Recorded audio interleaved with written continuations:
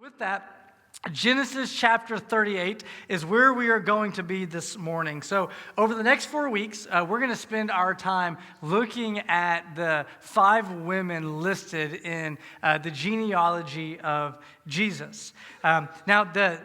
Matthew writes the genealogy to kind of set the stage to teach the Jews that Jesus is the promised Messiah of the Old Testament. How God has kept his promise to Adam to send someone from Adam's seed to crush the heel of Satan, or to crush the head of Satan who would bruise the heel of Jesus. And so God fulfills this promise through this genealogy. And while it's uncommon for women to be listed in the genealogy, it wasn't rare.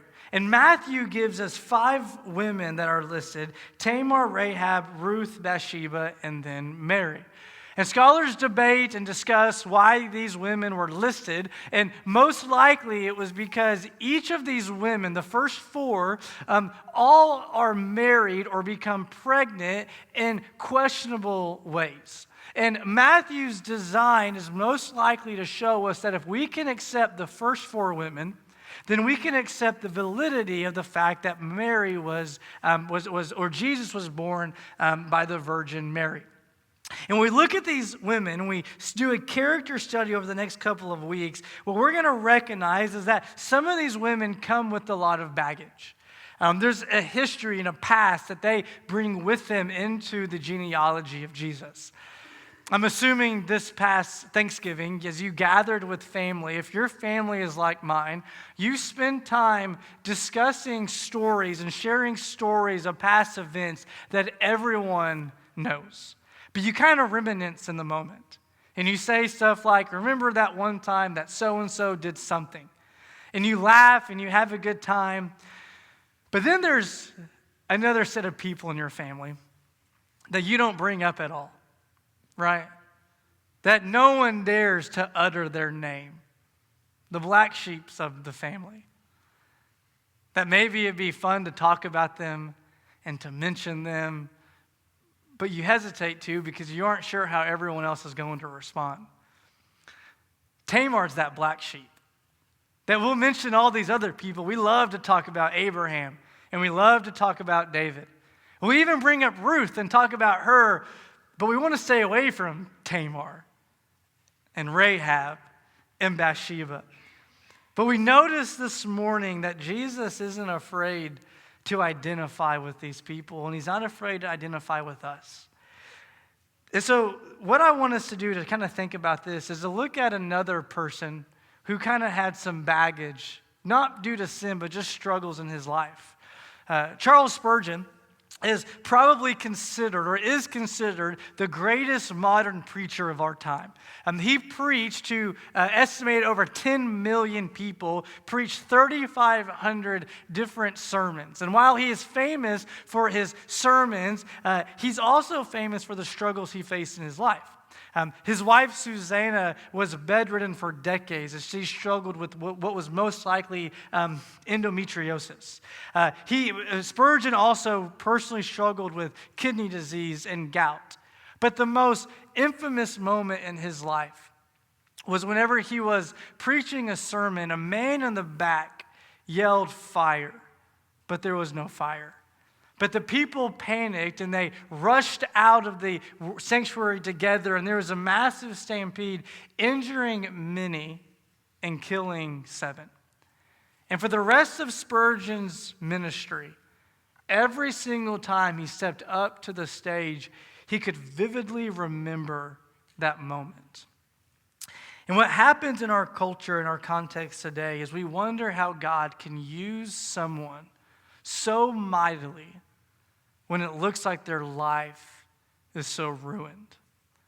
And we only think that more when the person's life is challenged and difficult because of their own decisions. And Tamar fits this profile. But what we see this morning, the main idea of our sermon, the main truth I want you to see is that God restores our dignity through the saving work of Jesus Christ. God restores our dignity through the saving work of Jesus Christ. Now, the nature of this passage is unique. I'll be honest, it doesn't really give us the Christmas vibe and put us in the Christmas spirit, but it speaks to the Christmas message of how God intervenes into our lives despite the decisions that we make.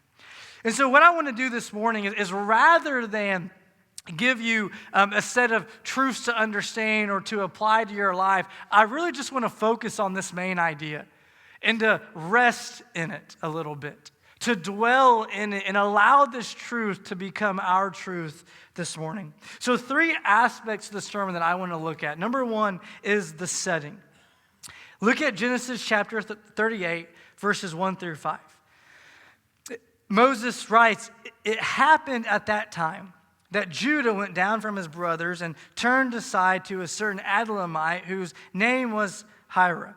There Judah saw the daughter of a certain Canaanite whose name was Shua. He took her and went into her, and she conceived and bore a son, and he called his name She conceived again and bore a son, and she called his name Onan. Yet again she bore a son, and she called his name Shelah. Judah was in Chezib when she bore him." So Moses says at that time. Now, if you were to read through Genesis and you kind of know what's going on, this story really seems out of place. Because God introduces to us Joseph, and we're about to look at the life of Joseph, but then we get this unexpected montage about the life of Judah.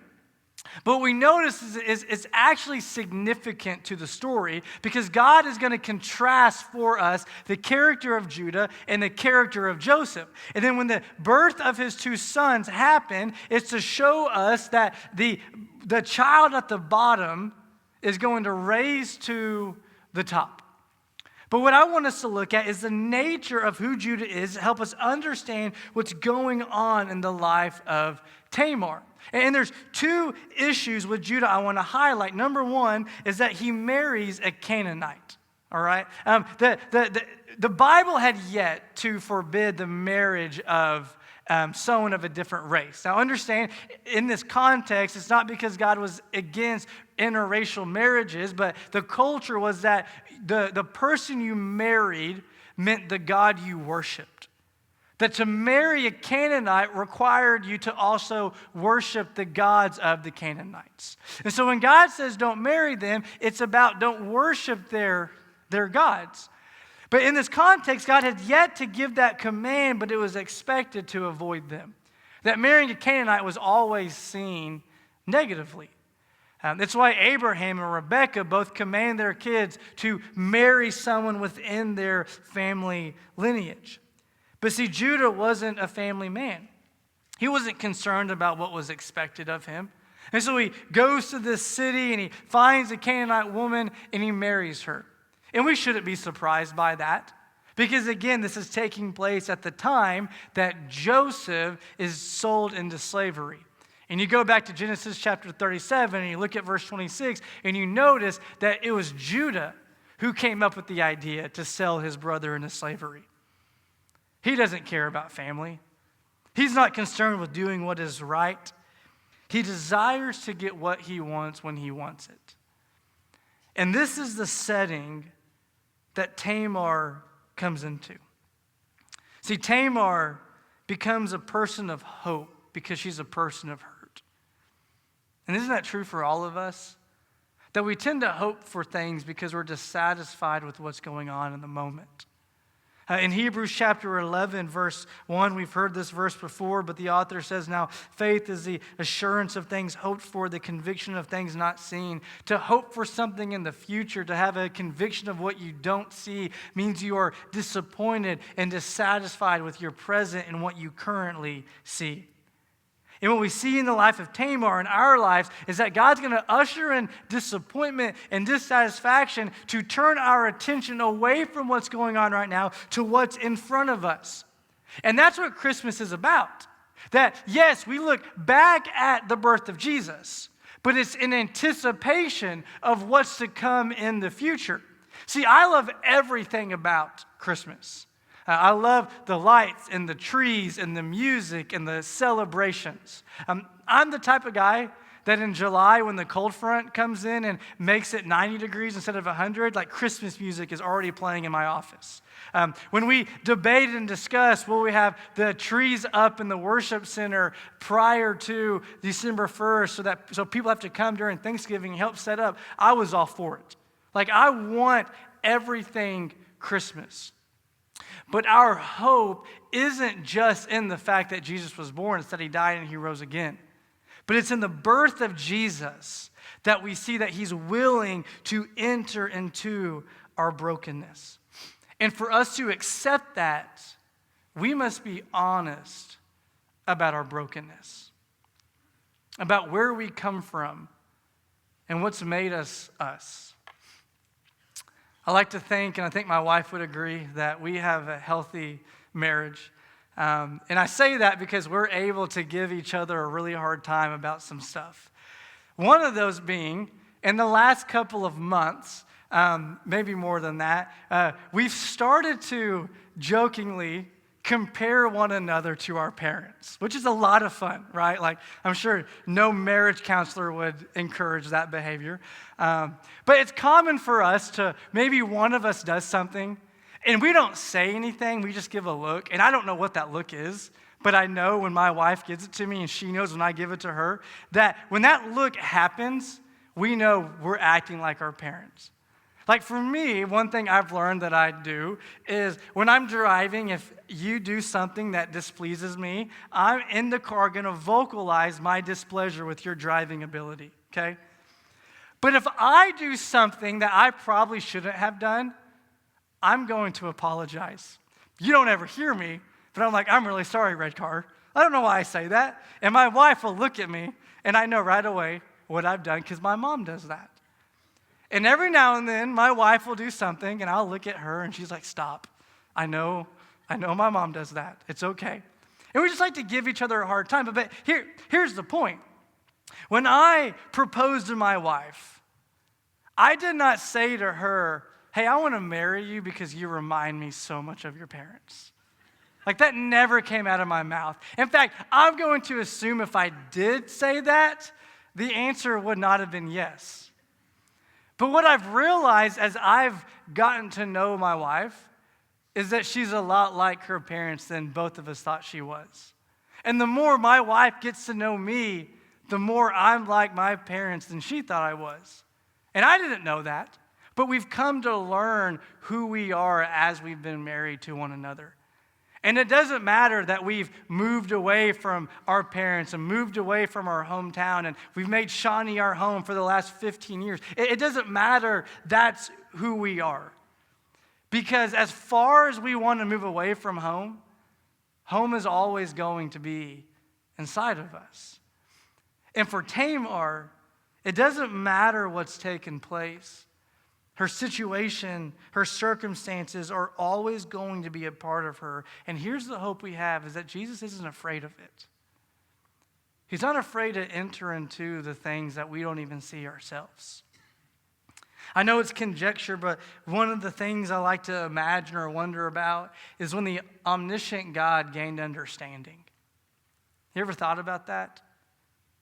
Jesus is all-knowing, but Luke tells us that he grew in wisdom and insight and favor with God and man.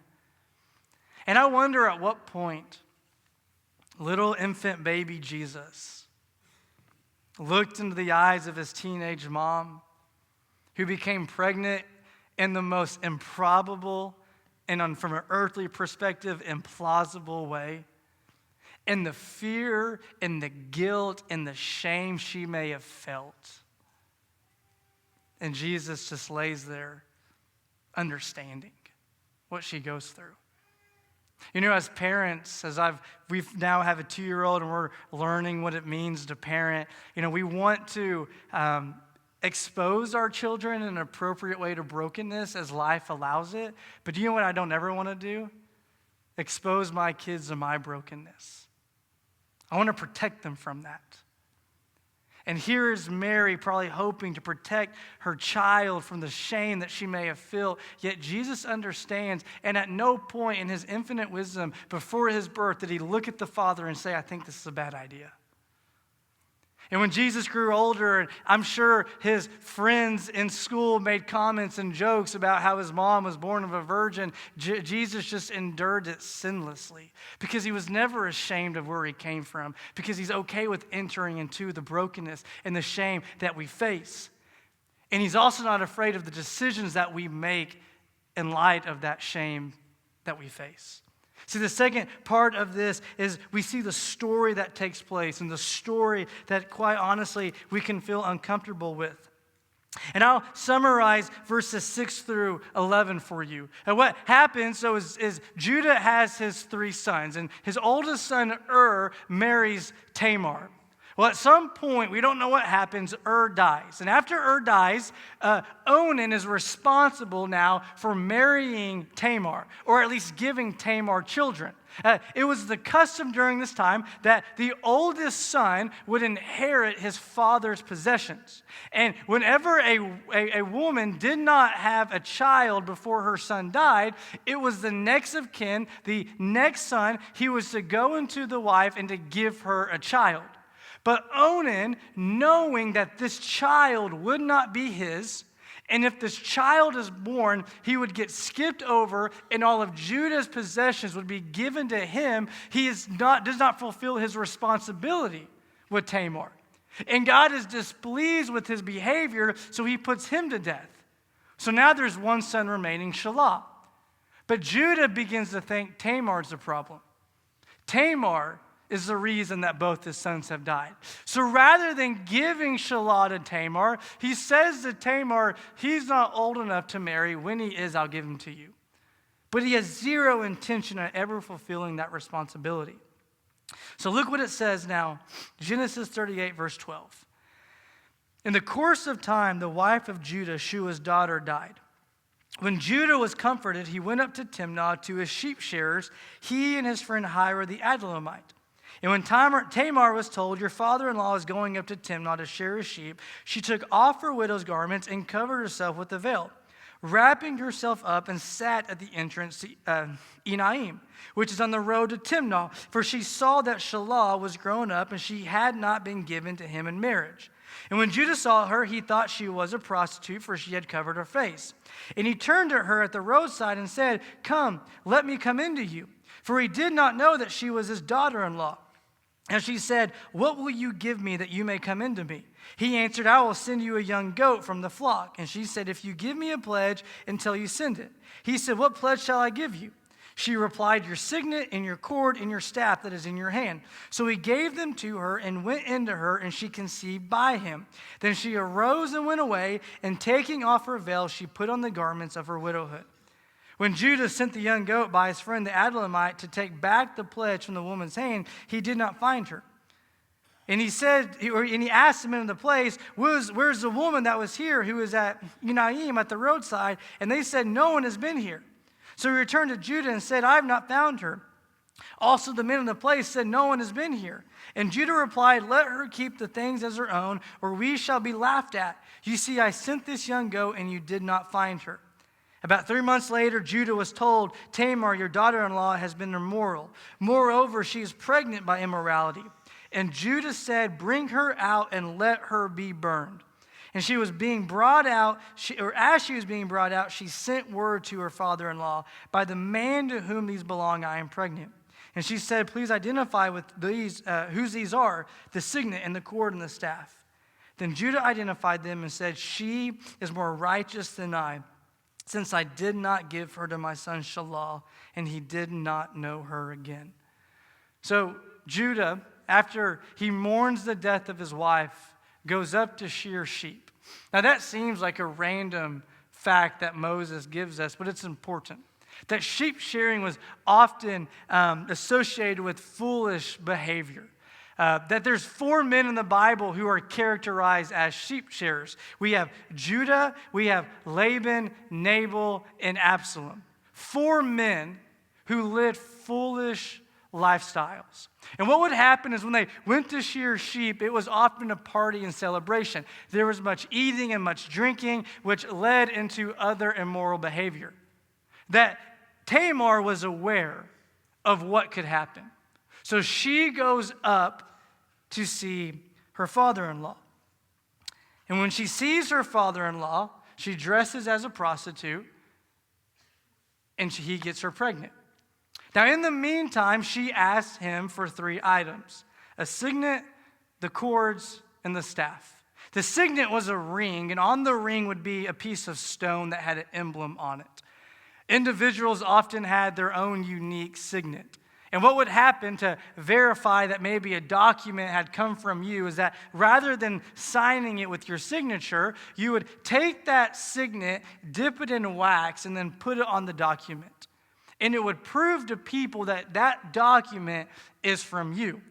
The cords could have been many things. It could have been a belt that kept his clothes up. It could have been a girdle that held his weapon close to him. And it may have just been a thread that hung around his neck that the signet hung on. The point is that everyone would have known both Judah's signet as well as his cords. And then his staff, a symbol of leadership and prominence. He would carry it everywhere he goes. See, what Judah was doing was performing a DNA test on the children before they were born.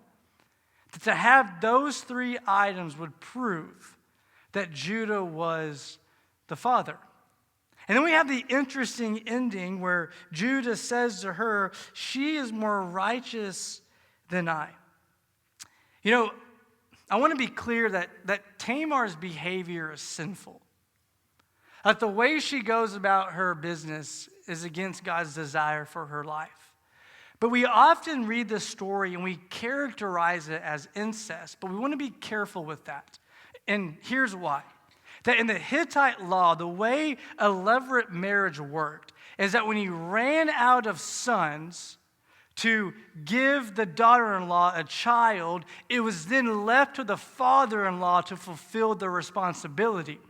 And so in this moment, she's not trying to take advantage of Judah as much as she's trying to hold him accountable. So when he says to her, "She is more righteous than I," he is confessing that I never fulfilled my responsibility in giving her a son. But here's what I want you to see with Tamar, is that while the end works out, the way she got there wasn't okay. And what we tend to do is when we think that God has left us, he's abandoned us, and he's forgotten us, we put matters into our own hands, which often leads to sinful decisions. See, the problem here is not just that Tamar thinks that Judah has abandoned her. The problem is she believes God has abandoned her. Remember the hope for Israel at this point? It's that they get to the promised land. But at this point, Israel isn't even a nation. So we go back to Genesis chapter 12, and we see the promise that is given the Israelites, specifically Abram. In Genesis 12, 1-3 on the screen, it says, "Now the Lord said to Abram, 'Go from your country and your kindred and your father's house to the land that I will show you. And I will make of you a great nation, and I will bless you and make your name great, so that you will be a blessing. And I will bless those who bless you, and him who dishonors you I will curse, and in all the families of the earth shall be blessed.'" 2 promises, land and children. And God makes that promise to a man who is most likely out of his fertility window at this point. And his wife is already barren. It's going to take a miracle to have a child. And in this culture, you don't have land if you don't have a son. And so Tamar, the challenge she is facing is that she believes because she doesn't have a child and she doesn't have land, God does not want her to be a part of his family. She is convinced God has left her. It's why Naomi, we'll look at Ruth in a couple of weeks, but it's why Naomi, when she comes back to Bethlehem in Ruth chapter 1, that she says that God has dealt very bitterly with her. That she went away full, but the Lord brought her back empty. That God's the one who brought calamity upon her. So how often do we put our life in our hands when we think God's left us? You know, I wish I could speak this truth to Tamar. But the good news is we can speak it to one another. See, there's three things I want you to see very quickly about God's love for you. Number one is that Jesus measures up to the only standard that matters. He measures up to the only standard that matters. I can't imagine the guilt and the shame that Tamar felt as her father-in-law disowned her and abandoned her and said, go back to your own home. And in light of his own sin, he's ready to kill her and get rid of her because once she's dead, they can completely forget about her existence. And I think a lot of the times in life, we are fearful of what people think or we're ashamed of the decisions that we make. And so we live our life trying to measure up to some sort of standard. But what the Lord wants us to understand is that Jesus measures up to the only standard that matters. That the decisions you make in life don't define you. And that God's desire for you is not for you to gain holiness, but to live in holiness that he has given you. That Jesus has done all the work. And the second part of this is that Jesus is everything we need. That Tamar thinks, like, for me to have value, I need children and I need land. And aren't we the same way? To have value, we think we need family and we need possessions. And Jesus is saying, I'm all you need. Everything else in life, maybe it's good, but you don't need it. I've given you myself. And the final thing we see is that Jesus loves the real you. That he loves Tamar. That Tamar didn't have to go about her business in this way because God loved Tamar for who she was. That yes, we have baggage and we sin and we do things that God opposes, but here's the thing, God's not afraid of it. He's not ashamed to identify with Tamar. That God is pleased to write her name in the genealogy of Jesus because Jesus wants to identify with us. And we spend so much of our lives trying to cover up the real us when the real us is what God longs for. It's the real us that Jesus died for. And when Tamar if she could come to the point to realize that her identity is safe in being a part of the people of God, she doesn't need to then live her life in immoral behavior. And so the final part I want us to see tonight or this morning is the significance of this story. And it comes at the end with the birth of her two sons. And it's interesting that there's a child who comes out, he sticks his arm out, and they tie a thread around his wrist to say that he's child number one. But before he makes his way out, his brother comes out. And then Perez is going to follow and actually be second. And the reason for this inclusion in this story is to show us that Joseph, the younger brother, is going to come out on top. It's to foreshadow the rest of Genesis.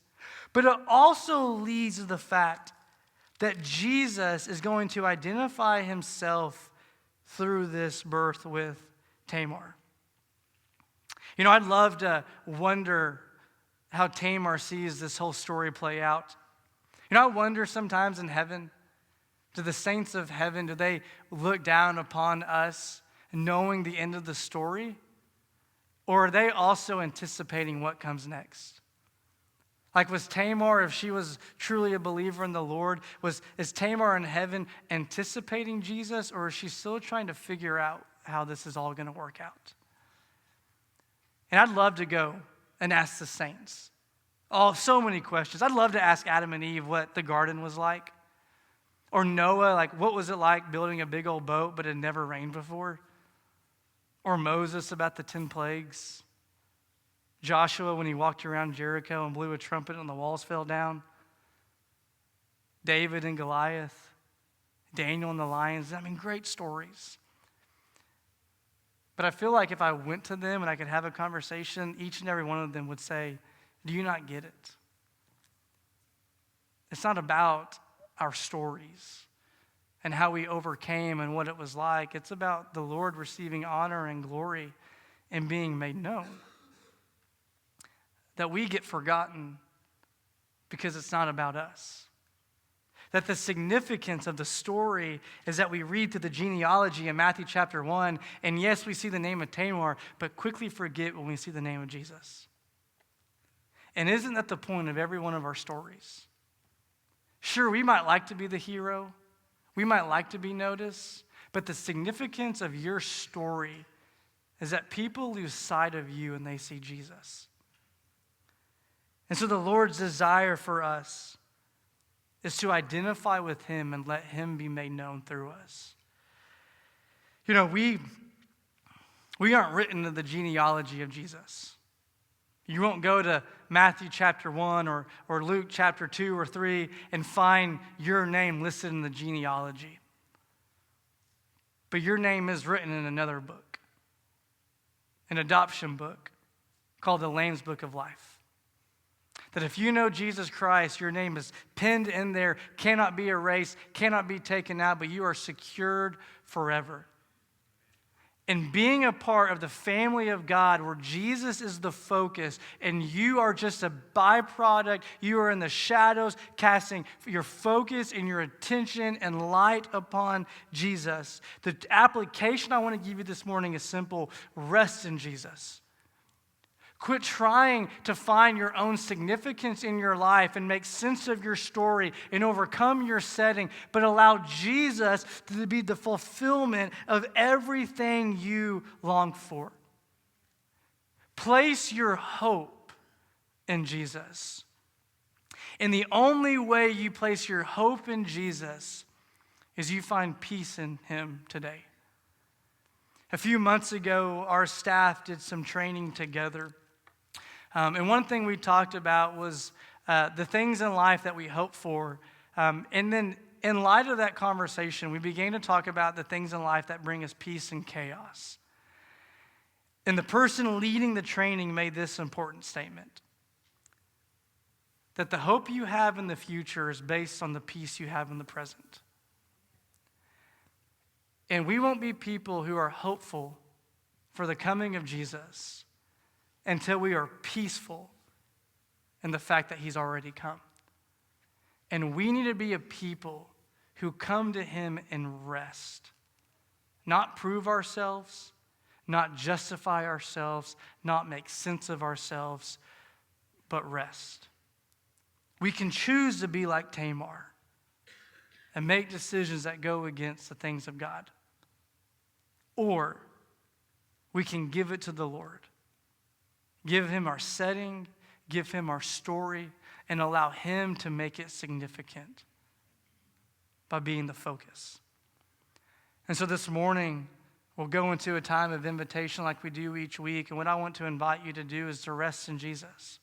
For some of you, that's going to mean putting your faith in him for the first time, of repenting from your sin and believing in the sacrifice and resurrection of Jesus Christ. Others of us in here this morning, we come and we gather, yet we're living our lives for ourselves. We're trying to justify our setting or justify our story. And what we need to do is repent.